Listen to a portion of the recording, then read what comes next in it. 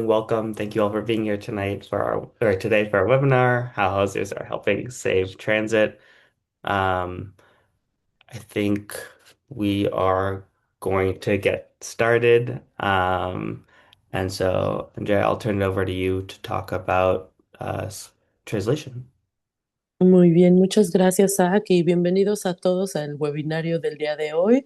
Cómo las personas dedicadas a la vivienda están ayudando a salvar el transporte público.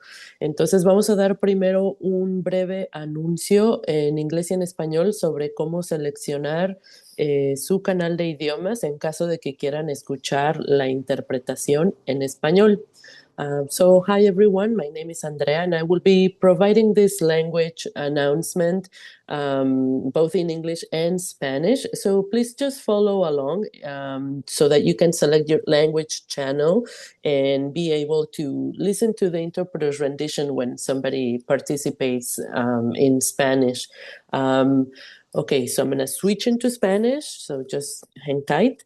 Muy bien, entonces, por favor, en este momento ya podrá ver activada la función de interpretación de idiomas. Si está en una computadora, puede seleccionar el icono de globo terráqueo que dice interpretación.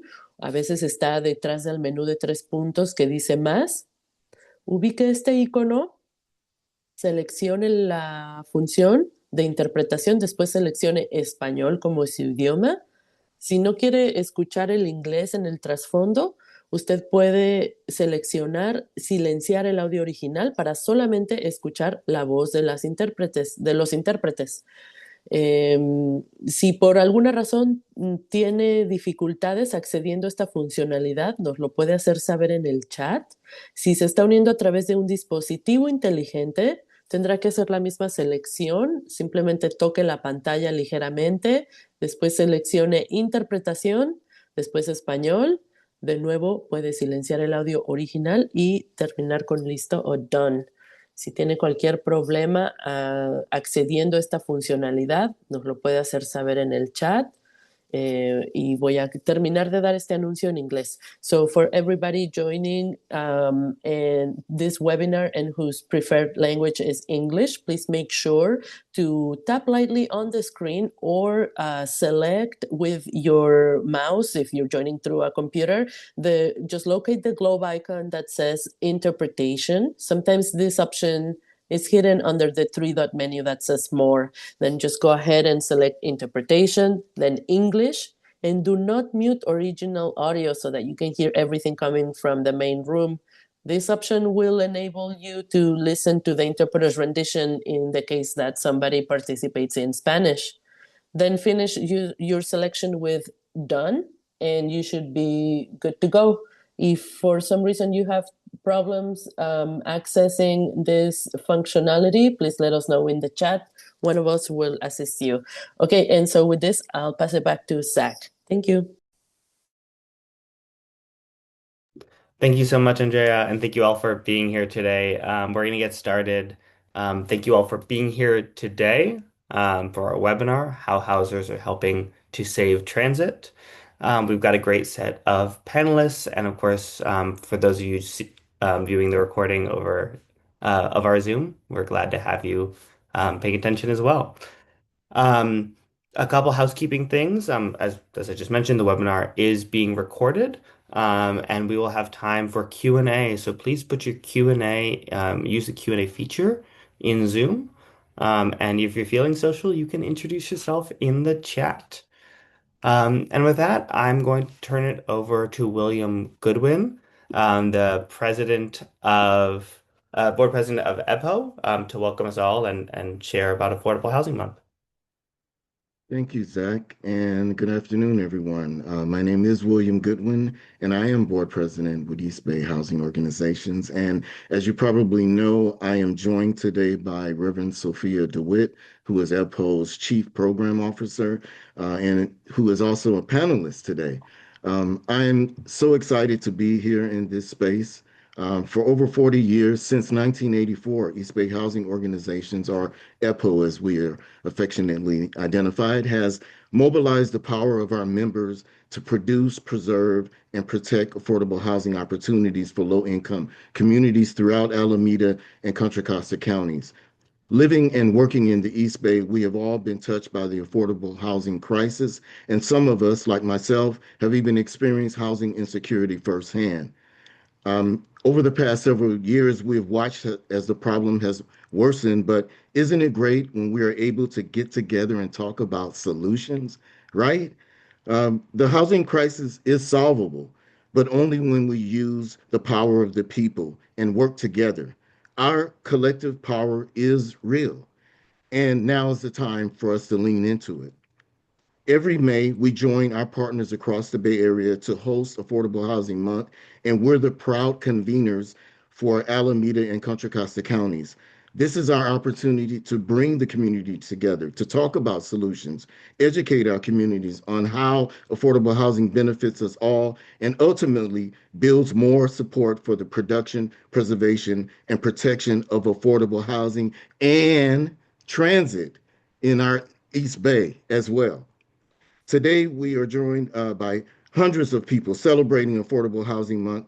Please take a look at our event calendar to browse our full series of events. Our online calendar has the most up-to-date information. All events are open to the public, and most of them are free. And if you're interested in attending any other Affordable Housing Month events hosted by our partners, you can visit affordablehousingmonth.org. Um, so, on behalf of East Bay Housing Organizations, I would like to thank Transform California for partnering with us for Affordable Housing Month and helping us to further our mission in the East Bay. And now I will turn it over to Amaris Lee. Amo, take it away. Thank you so much, William. And yes, another double down on going to an Affordable Housing Month event. It will fill you up and energize you. I'm so happy to see all these folks in this virtual space who care about the future of the Bay Area. And also big shout out to our partner organizations for bringing us together in collaboration and holding such truisms that like this is the strength that we need to show up together. And as William said, our collective power is real, and showing up in this way together makes that real. So I'm from the San Francisco Foundation. We are all in on housing. And yes, we also did endorse the regional transit measure. Our guiding North Star is to build a racially just and economically inclusive Bay Area where everyone has the chance to have a good job and live in a safe and affordable house and be civically engaged. Our commitment is about how we show up, and that means that we are in a process of listening and centering community and bringing people like all of you together who can make a difference in solving our problems that we cannot solve alone, right? This is not a one sector solution. We need all the sectors coming together to tackle the challenges that we face at a regional scale. So we see affordable housing and public transit as interlocking essential equity infrastructure. They protect our communities, they expand opportunity and make it possible for what people allow them to stay rooted in places where we can call home. At the foundation, our housing work focuses on protecting renters, preserving existing homes, and producing new affordable housing and building on our long-term affordable inventory, our capacity, and our power, our people power.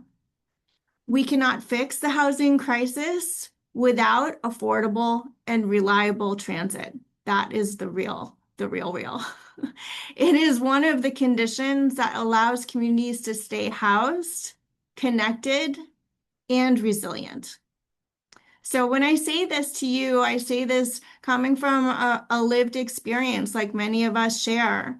I lived in affordable housing when I was a teenager, and it gave my family and me the stability at a moment when we desperately needed it. And it literally set me and my life on a path of service.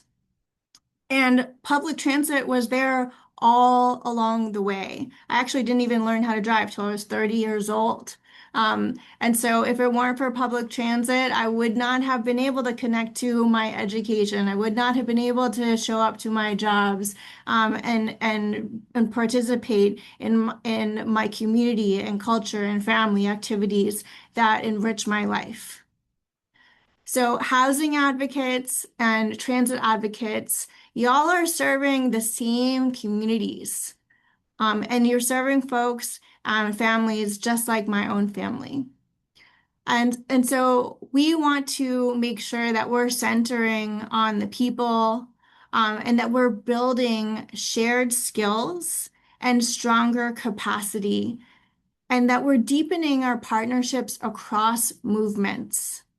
That is how we're going to move literally from working in parallel work streams to creating a shared impact. The regional transit measure is, from our perspective, part of a longer arc of work, and it's helping to build regional alignment, government, and public will that will be absolutely necessary to secure the large scale and transformative investments in affordable housing. So these efforts are not in any way isolated wins. We see them as the stepping stone fights that will shape what becomes possible in 2028. When we align housing and transit, we are not just responding to the very real threats of our transit system today. We are layering the steps and stories towards that North Star and recognizing that we only get there together and we only win together. So thank you so much for this opportunity and for pulling us together in community and conversation. Zach, I'll pass it back to you. Thank you. And that was really thoughtful and great to hear your personal story of how these things are so connected. Um, Grateful for the San Francisco Foundation support as well. Um, I'm going to share a little bit about the transit measure and how we got here, and then turn it over to our panelists to share their own perspectives from across the region and across throughout the Bay Area. But I do want to shout out, our partners here. So Transform, where I'm the executive director, but EBHO, Silicon Valley at Home, uh, Choo Choo, HLC, and our fundamental partners here today and panelists who are going to share. So for those of you who are not aware, Transform, we're a Bay Area nonprofit that works on housing and transportation to ensure that all people can thrive in a world safe from climate chaos. Um, we do this work because we knew that public transportation and affordable housing are fundamental to our climate and to equity and ensuring that everyone has an opportunity to thrive in the Bay Area. As someone who grew up here and has seen friends displaced, friends not able to move back, and to be a part of this community because the rents are too damn high and the cost of living is too expensive, I know firsthand how fundamental these issues are to creating a community and a community for all people in the Bay Area. Um, and public transit is fundamental to that. 70% of all residents in the Bay Area take public transportation to school, to work, to see relatives, to see community. Um, but it's particularly fundamental for making the Bay Area affordable. Almost 60% of household incomes for Californians are spent on housing and transportation. And they're also fundamental to addressing the climate crisis, where transportation is the number one source of greenhouse gas emissions in California. Um, and without affordable housing and sustainable transportation to get around, we're not going to get to a community where all residents can thrive. Um, so despite the essential nature of public transportation and how it connects us all, our public transit systems are hurting. The pandemic really decimated transit ridership, And while it has recovered and our transit agencies are improving, they're not at pre-pandemic levels. And the impact of that is a huge revenue hit, where our four major transit operators and agencies across the Bay Area are facing significant budget deficits that will result in major cuts starting next year if we don't identify additional funds. So these are agencies like Muni, BART, Caltrain, and AC Transit, which together represent 80% of all transit ridership in the Bay Area. Um, and so we know that these cuts would be devastating, not just for how people get around and access opportunity, but also for our housing goals. Um, if AC Transit were to make these cuts, they'd see a 37% cut in service. So almost like over a third of all lines being cut in the East Bay. BART would have to shut down two of its lines and close dozens of stations. This is a map of what BART service would look like in 2027 if we don't pass a measure to save public transit. And Caltrain would have to go down to one train an hour and cut weekend service. And as I've said, as Amo and others have said, this would be really devastating, not just for transportation affordability, but also our housing goals.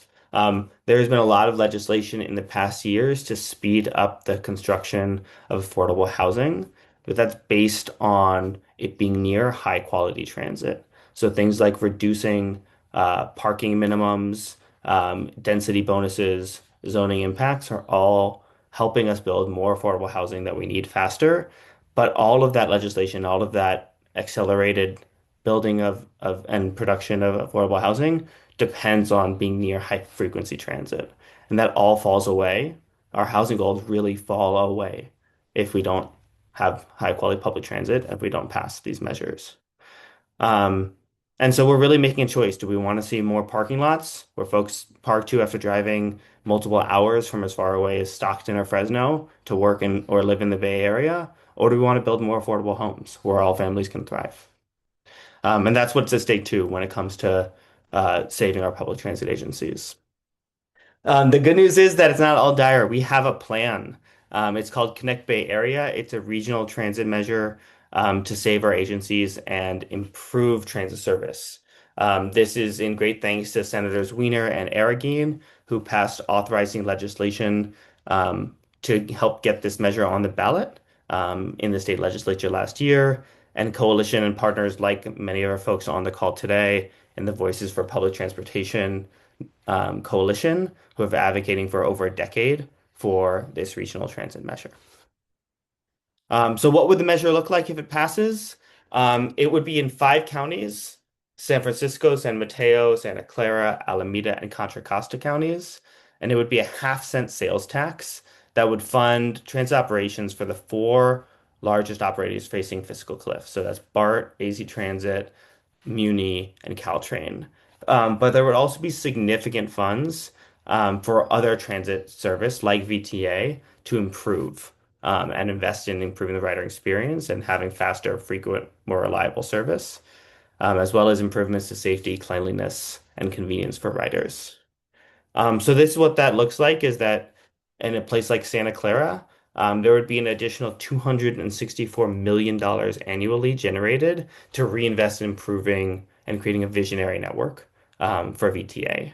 So not only is this about saving the transit we know is essential, it's about investing in additional high quality transit that then allows us to build more connected communities, building more affordable housing, and ensuring that we're lowering the cost of living for everyone in the Bay Area, particularly those who are lower income.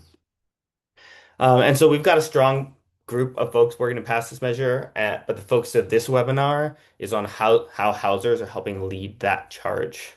So with that, I want to turn it over to our panelists to introduce themselves and share a little bit about what they're doing and what their organizations are doing to help save transit. So I'm going to turn it over first to you, Kenneth, and then we'll just pass it around. Kenneth, do you want to introduce yourself and SV at home? Oh, you're on mute. Can you hear me all right? Cool, great. Hi, I'm Kenneth Javier Rosales. I'm the Leadership Development Program Manager with SV at Home. I've been with your organization for about 4.5 years now.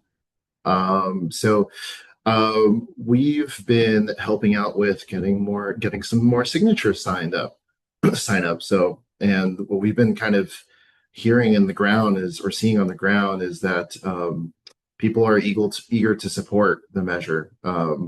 When we ask people at our events, can you sign the petition to save transit? The most common response is either yes or I've already signed.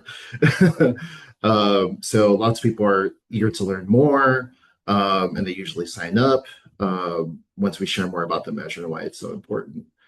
Um, but yeah, we're looking to get more endorsements for supporting the measure. We're looking to get more elected officials locally here to support it. We're looking to continuing to spread the word through presentations or and continue getting more signature gathering and also just again rallying more support. Right on. Thanks, Kenneth. Ken, let's turn it over to you since you're next on my screen. All right, thank you, Kenneth. Hi, folks. I'm Ken with the Housing Leadership Council of San Mateo County. I am the organizing manager, and we work with communities and their leaders to produce and preserve quality, affordable homes. What we're doing to help support this measure is also collecting signatures in support. And one thing that we've noticed on the ground is that it's considerably easier to ask someone, do they support transit versus do they support a very specific affordable housing proposal that could potentially impact them in their local community. So there is, to piggyback off of Kenneth, there has been a lot of excitement from folks that we're talking to and eagerness to sign on. Right on. Thanks, Ken. Sophia, you're next on my screen. Hi, everyone. Great to be here. Sophia DeWitt, Chief Program Officer with EBHO. And very much like Kenneth and Ken both said, we are involved, and as Zach mentioned, we are involved because transit moves the Bay Area. As Zach talked about, 70% of us in this region use public transit. And for affordable housing residents, many of the lower income residents of affordable housing use transit as a more economical way to get around than private car ownership, particularly right now with gas prices where they are. Um, uh, it's important to our affordable housing residents who we work with as both an organizing organization as well as an advocacy organization. It's personally important to me as a transit dependent writer. It's the way I have to get around to work, to school, to not to school, but work and shopping and other things. And so we've also been collecting signatures out in the East Bay. We've been seeing a lot of enthusiasm, as others have said. I believe Alameda County is still in the lead among the 5 counties collecting signatures. Several folks on EBHO staff have been doing that. Some of us even have swag for collecting enough signatures, fund the bus. And Kathy Eberhardt, who's one of our other board members and resident leaders, is actually 4th, I believe, in the entire campaign for the number of signatures she's collected at over 1,500. So we're all in on this and very excited to get this on the ballot and help save transit. Thanks, Sophia. And I want to shout out, you don't get one of those hats unless you collect a pretty high bar level of signatures. So Sophia's showing off her cred there. Quentin, over to you. Hey everyone, this is Quentin Mackey with the Council of Community Housing Organizations here in San Francisco. We are a coalition of 18 nonprofit housing developers here in the city. And our residents are predominantly in the eastern half of the city. And, it's important for us to understand that transit is the foundation of how affordable housing works, and that our residents, both low income communities of color, rely on the fact that these are folks that do not have remote jobs. That is not something that's available to folks. And so I think there's a deeper dive. I think I'm going to do a slight pivot with you, Zach, which is, and our viewers here, which is in the long term, in the deeper vision, we have to rethink how we organize, how the Bay Area is organized. And I say that in the sense that it's beyond just funding. And I think for the voters, the drama, having done this for a long time, every election cycle, it's save dot dot dot blank. And there's a sense that it's always the most important election, and it is. And I really feel William when he said the time is always now. But the nature of work has changed. And so for here in San Francisco, we need to pass the regional transit measure. And if we don't also pass a parcel tax to save Muni, we need both to pass. And if both don't pass, Muni will shut down at least 20 lines, leaving our residents and our buildings no option about how to travel to service-oriented jobs, childcare, school, etc. And so I think like that cliff, by passing both measures in November, and we're tapping all of our buildings and all of our residents and trying to really empower them beyond just getting signatures. I think for us, it's trying to develop a deeper form of, can we actually transform folks into organizers? Can they build capacity to actually really take the baton from us and say, hey, I want to show deeper leadership in the longer term vision about what my neighborhood looks like, what the city looks like, and then in that possibility, what does the Bay Area look like to stay connected? Because I think that we're going to keep looping on this question if we only limit it to just funding. And I think that's really, the deeper question for all of us is, how do we stay connected to really rethink what transit looks like, and how do we keep it running to serve the folks who are most vulnerable to these shifts and changes and service cuts, right? Which deeply affect all of us, but in particular, our residents who are low income, disabled, and don't have access to the services that a lot of folks in the Bay, utilize. No, thank you so much for that, Quentin. And I want to shout out while transit ridership overall in the Bay Area is down, there are Muni lines that are at like 120, 130% of ridership. And it's because it's not just about downtown jobs. Transit is about connecting neighborhoods on the west side to the south side, right? Like from Golden Gate Park down to the Bayview, right? Like there are so many connections to community that aren't just part of the 9 to 5 commute, but that are how we connect to each other. And so we do know how important and how dependent folks are on transit. And we need to be lifting up those voices to build power, and not just to pass these measures, but to change systems. Um, so I wanna call on that a little bit of, you've all raised a little bit of talking to your members, and I'd love to hear a little bit more. What are you hearing on the ground when you talk to folks about the measure, when you talk to folks about like it's not just funding, it's about building power. Um, yeah, what are you hearing in your communities? Sophia, why don't you start? Well, there's excitement about getting this done. But I would also, I totally agree with Quentin. We do need to think long term about how we transform systems, not just fund what we currently have. What we currently have is necessary, and we need it, obviously, but it's not perfect by any means. We actually, ideally, we need more transit in this region, not to just maintain the system that we currently have.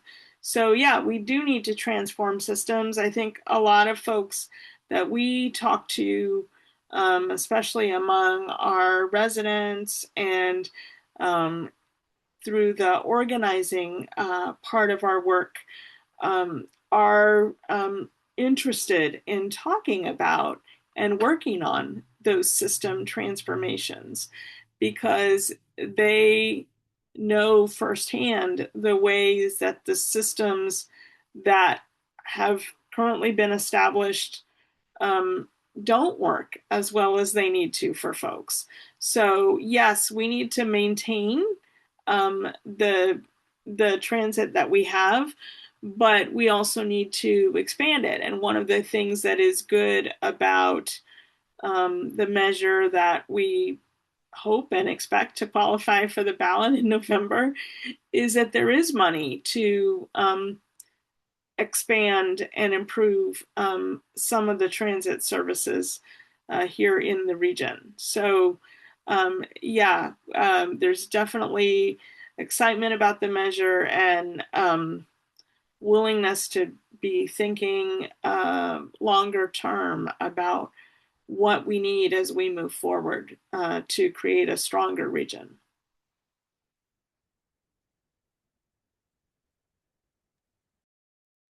Thanks, Sophia. Curious, Kenneth, Quinn, what are you hearing? I'll hop in here a little bit. I mean, I'll be honest with you, like one of the harder, not the hard, the harder sell is not really either of the two measures for us. I think that there is clearly an awareness both within our residents and also within our coalition of, and I mean, not to speak for the entire Bay Area, but I can name this for San Francisco. There is so much money here. There is just so much wealth, and the system just doesn't, we don't have an equitable distribution of it. So I think that there is a general frustration at having to ask your average resident, and in particular our low income residents, to once again pay for something when there is just copious amounts of money here. And I think so it's hard to see that the wealth disparity is felt so steeply here in the city that I think that there, and it ends up being a very particular conversation and signature gathering when people are like, yet another measure to pay for something that quite honestly we have money to pay for, but we just don't have a system that represents that. So I think that that can also sometimes be a little bit of a hill to climb. And I think it's a real one, right? So that's a deeper question about here in the city. There's a measure in June, a CEO tax. So there's other kind of things that kind of weave in and out with both the regional sales tax measure and the parcel tax that's slated for November. So it's hard to single out any one particular measure, but that I think is an ongoing issue that hopefully not only regionally, but at the state level, we can begin to make some progress on, so that this actually doesn't continually fall on regional voters in a way that doesn't feel equitable. No, couldn't agree more. And Transform and EPO, and I think Chuchu as well have been part of Voices for Public Transportation, which is a coalition that's been working for and helping to pass this measure, but that we initially pushed for a more progressive source. Because we know that sales taxes are regressive, that they've been borne by the folks who have the least ability to pay. So while we are fully supportive of this measure because we need to save transit, we want to be continuously asking and thinking about how do we make the Bay Area more equitable, not just in terms of the services we provide, but the tax structure that undergirds those services. And it's something to think about for the regional housing measure that we're gearing up for as well. Not only how do we build the power to pass that, but what's the revenue source there that's going to improve affordable housing, but also going to make sure that those with the least ability don't have to pay more for those services we need. Yeah, Kenneth, what are you hearing in Santa Clara? Yeah, we've been telling folks that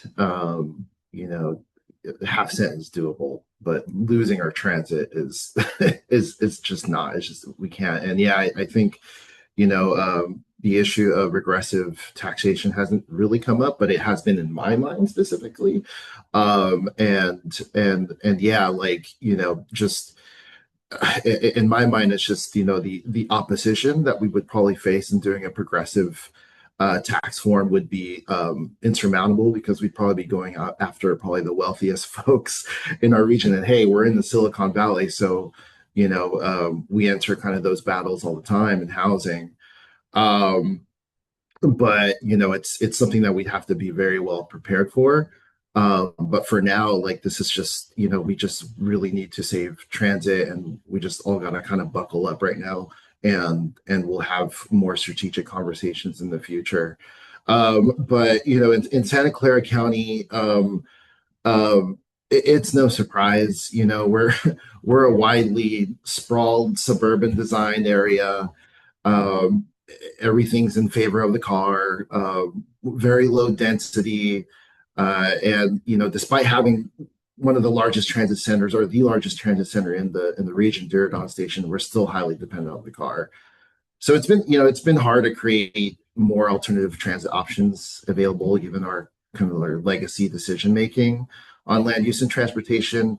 And I always joke, people always joke here in our region about how some of our transit stops actually leave you literally in the middle of a highway. And that's not good.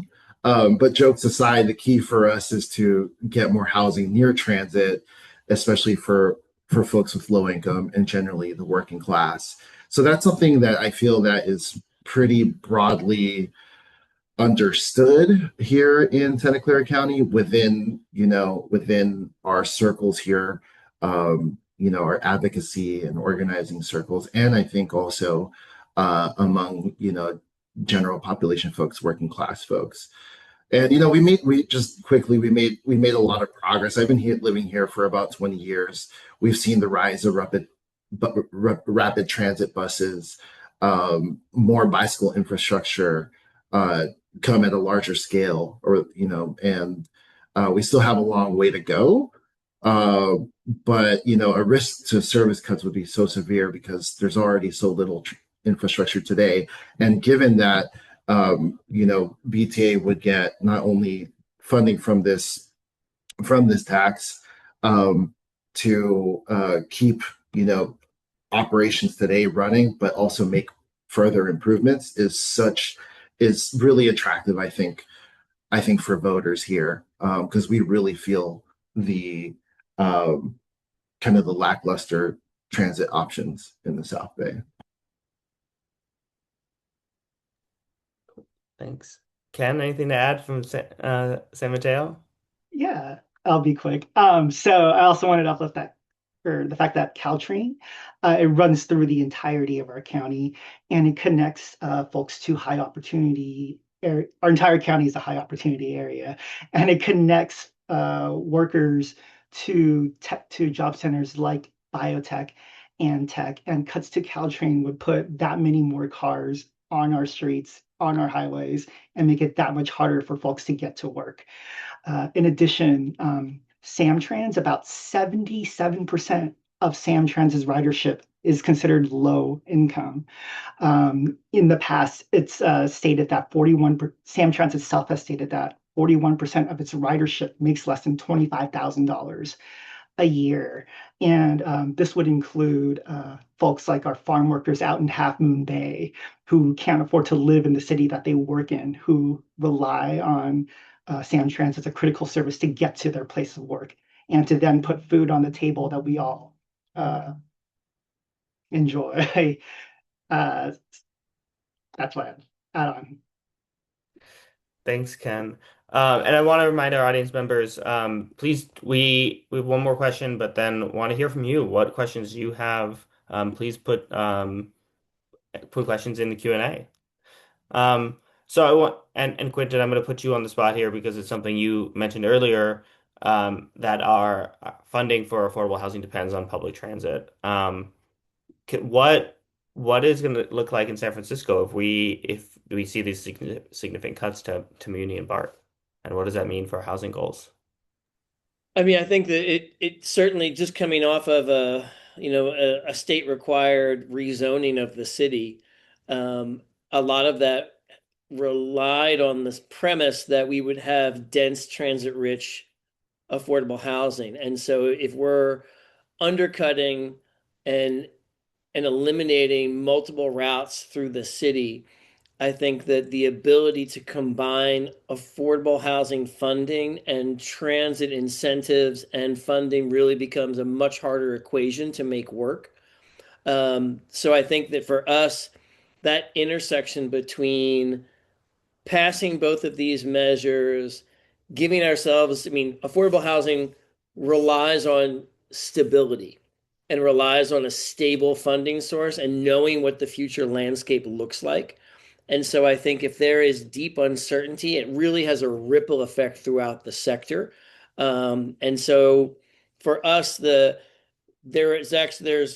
not only the parcel tax measure here for Muni, but also in addition to the regional sales tax, but we are working right now to put an affordable housing funding measure on the November ballot as well. So here in San Francisco, because I think for us, it's really going to try and create that link for folks of understanding very directly that a yes on all of those is what's really going to create vibrant neighborhoods and keep San Francisco accessible and available to existing long-term working class low-income residents, which I think is really the root of all the people that we serve across our missions. But I think that for us is it getting into those details for folks is really important because I think that story and that narrative is really what runs through all of the equity work that all of us do. So whether it's climate, whether it's, affordable housing, whether it's services to low income folks, that is the common thread in that equitable development. And so I think the more that we can connect the dots for folks, so it's not just the funding, but the really understanding what does our neighborhood want to look like? What do we need it and want it to look like? And I think that's the vision that I think in the midst of the very real political drama of the fiscal cliffs that we're all facing, it's keeping one foot in that longer term of like, hey, what do we want the Bay Area to look like? What do we want Oakland and San Francisco to look like? And for us, really being rooted in the eastern half of the city, which is predominantly, the communities of color here in the city, it's really making sure that we stay rooted and give those folks the ability to stay here and thrive. Totally. Thank you. Sophia? Yeah, I mean, I totally agree with everything Quentin said. And also just to emphasize that the largest source of state funding for affordable housing is through the ASIC program, the Affordable Housing and Sustainable Communities program that gets money from the Cap and Invest program that helps to incentivize the reduction in greenhouse gases. So that the goals around affordable housing and addressing our climate are deeply connected. But what makes affordable housing projects most competitive for that state funding in a very competitive environment is when those projects are able to be located near frequent public transit and rich public transit. So if we lose transit through not passing these measures and not being able to work on some systems changes long term, we are really going to lose a lot of our affordable housing as well. And that is just putting the entire region, several steps back in terms of when we think about what we really want this region to look like. We want a region full of equity and opportunity for everyone who lives here, and we want the folks who live here now to be able to stay here across income and across race. And that requires both strong public transit and abundant affordable housing. The two have to do go together and have to remain together.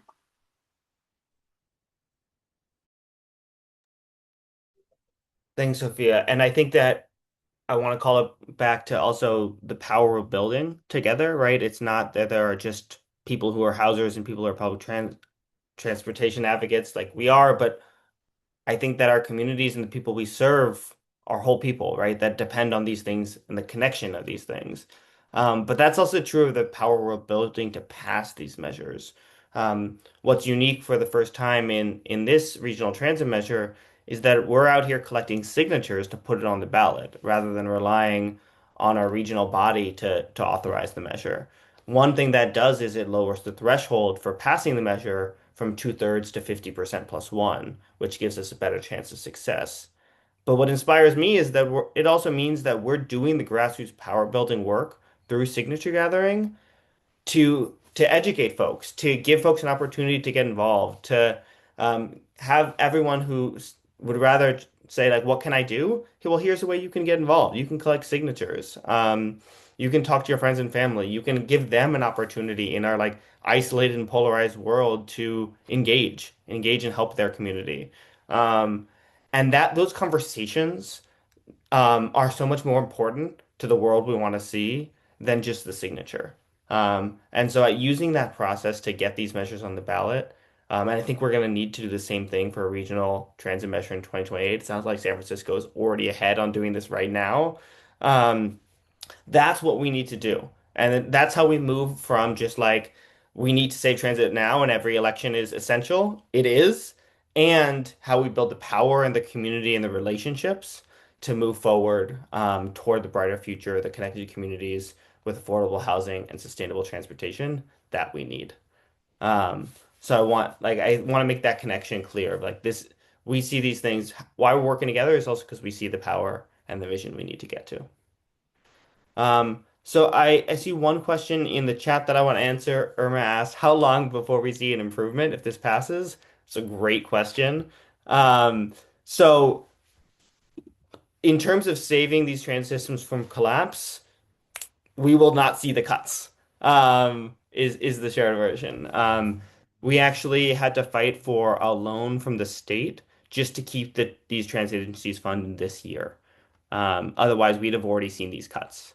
And so we're really like running on borrowed time right now to get to this measure. And if we don't pass a regional measure and that local measure in SF, we will see those cuts immediately.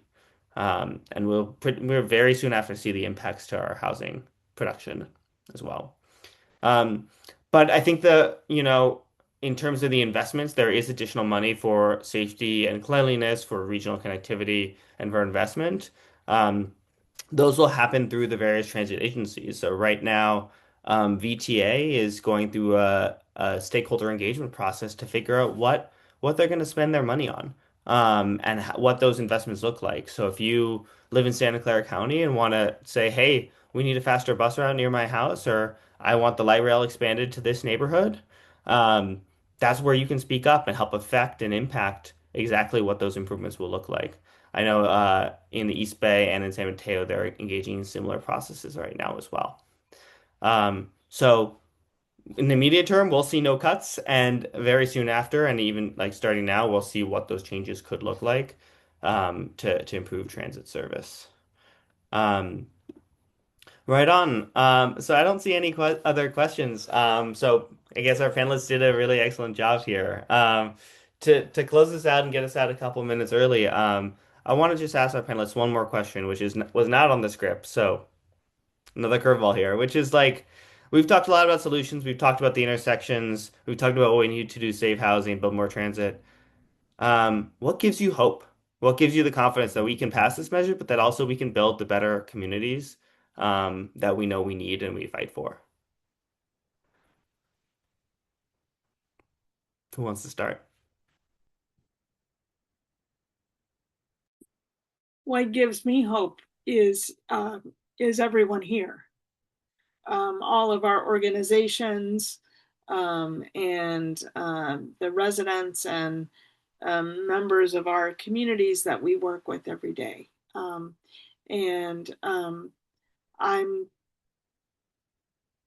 I'm so pleased to be able to be with all of you and to work together with all of you. You really are what gives me hope. That may sound sappy, but it is true. Sophia, I celebrate the sappiness. Let's be sappy together. Let's get pumped up and be sappy. Yes.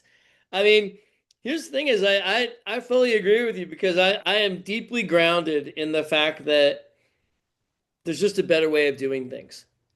And it's like being in this moment of like this election, passing these measures, doing this work, and always keeping one eye to the future of we have to be able to do the work to name the community that we want to see happen. And that actually is the place to keep reminding folks of there's a place to that we can constantly be looking to the horizon. And it can be easy to look only down. And I think really trying to think through and helping people imagine what does a healthy community look like? What does it feel like, right? What's your reaction when you're walking around a neighborhood that you feel is resourced and has grocery stores and has affordable transit and has housing? That's the place I think can really inspire some change, is to remind folks that just because there's current challenges that can seem insolvable doesn't mean they can't be solved. And that's, I think, the space around organizing is that early place of really getting people to build some momentum, to believe that like maybe 1 year, 2 year, 3 years down the line, something different can happen. And an example in housing that I bring up all the time for folks is, a few years ago, Seattle started this idea around social housing, and it had never been done before. And they laid out sort of a vision of how to do it. And several years ago, they passed a measure that just set the structure, no funding, just the organizational structure for the authority. And then several years later, beginning of this year, they passed a millionaire's tax to fund it. But it's really that long-term vision that it's not just one shot that's going to do it. It's building step by step to now they have a social housing authority, and now they're doing something that has not been done in the United States before. And I think like that's the place, I think, really reminding ourselves of what's possible.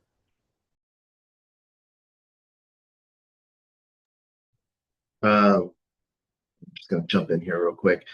I think, the Bay Area just has this tradition of fighters, Black Panthers in Oakland, strong organizing community East Side here in San Jose for a long time. And, as a lot of folks here carry that tradition and are unfortunately being displaced, they're being fed up with this, right? And folks are just gonna be fed up and rise up like they've always have in the past. And being in communion with you all to support them in that, I think is really critical and gives me a lot of hope.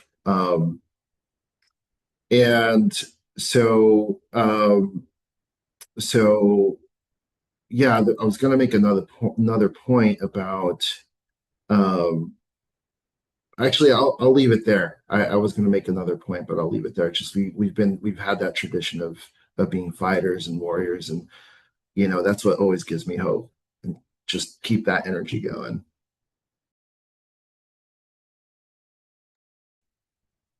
All right. I guess I'll close this out. So what gives me hope is seeing the level of engagement from folks like our essential workers and local organizations that intersect with affordable housing and transportation.